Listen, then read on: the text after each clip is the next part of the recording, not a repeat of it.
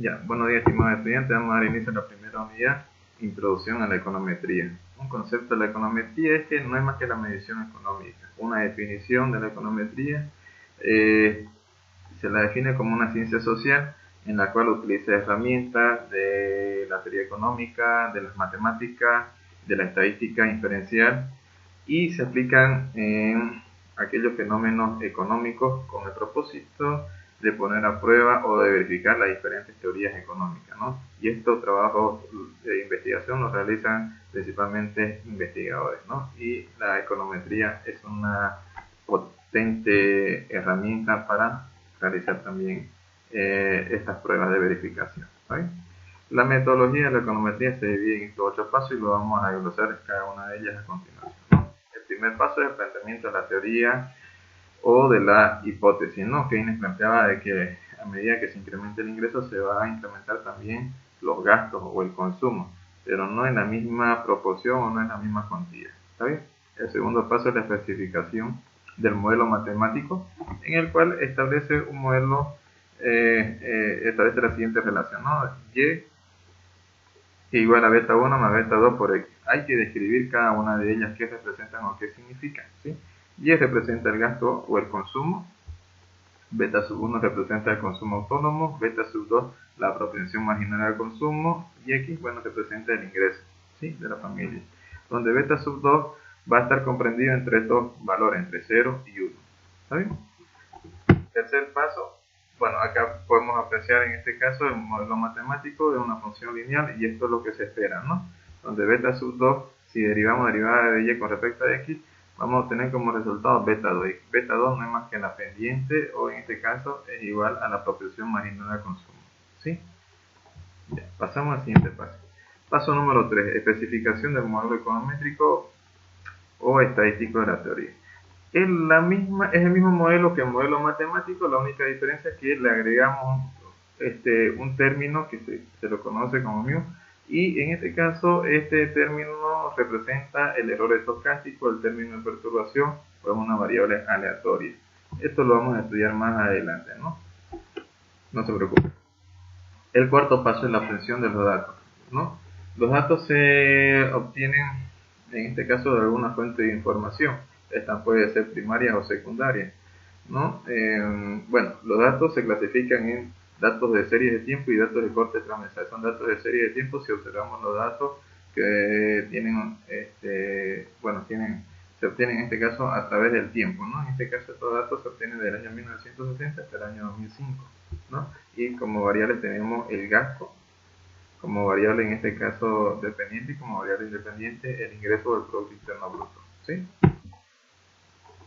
El quinto paso es realizar la estimación del modelo econométrico, ¿sí? En este caso este sería nuestro modelo, y es igual a menos 199.59 más 0.7218 por x, ¿no? Estos son los parámetros beta 1 y beta 2, ¿sí? Aquí, como podemos apreciar, también tenemos la representación gráfica del conjunto de datos anterior que habíamos mencionado, ¿no? Tenemos el conjunto de puntos y tenemos la función lineal. Paso número 6, realizamos la prueba de hipótesis.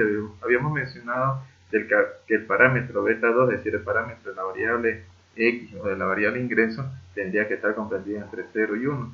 Y en nuestro modelo, como ustedes pueden apreciar, obtuvimos como resultado 0.72, ¿no?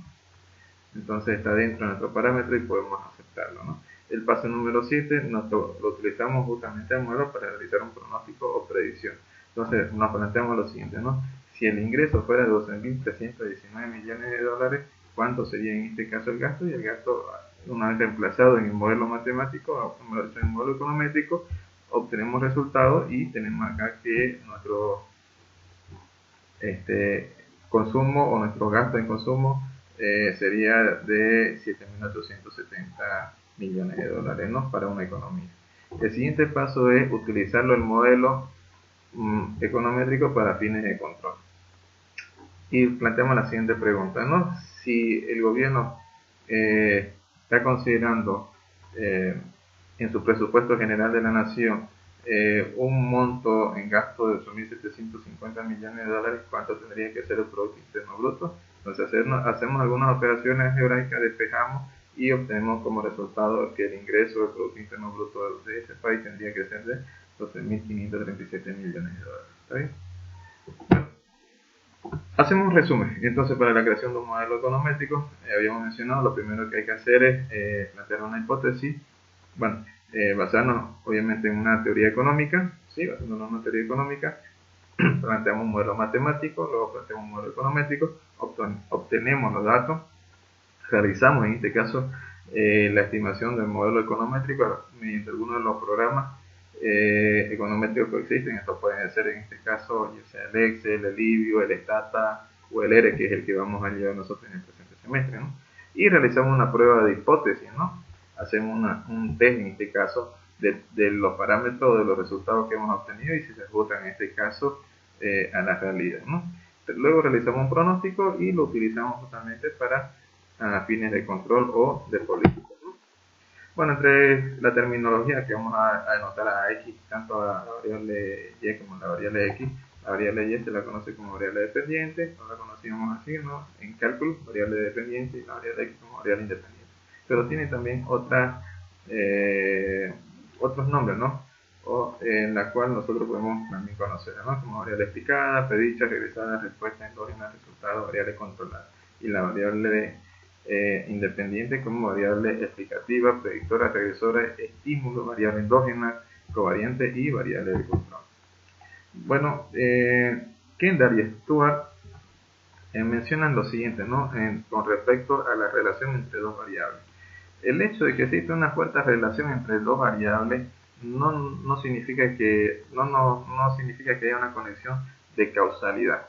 ¿Está bien? Hay que tener mucho cuidado. Por más que las estadísticas nos dicen que dos variables existe una fuerte conexión, no significa que haya una causalidad, ya que la relación entre dos variables tiene que estar respaldada por una teoría. ¿Sí? No se olviden de eso, ¿ya? Pasamos a la siguiente presentación, la correlación. La correlación mide la asociación estadística entre dos variables, entre X y Y, ¿sí? Y este coeficiente de correlación puede estar comprendido entre dos valores, entre menos 1 y más 1, ¿sí? Cuando el coeficiente de correlación es mayor a 0, decimos que existe una correlación positiva. Si es menor a 0, es una correlación negativa. Y si es igual a 1, que existe una correlación positiva perfecta. Y si es menor a 1, una correlación negativa perfecta. En este ejemplo podemos apreciar que existe un conjunto de 9 puntos.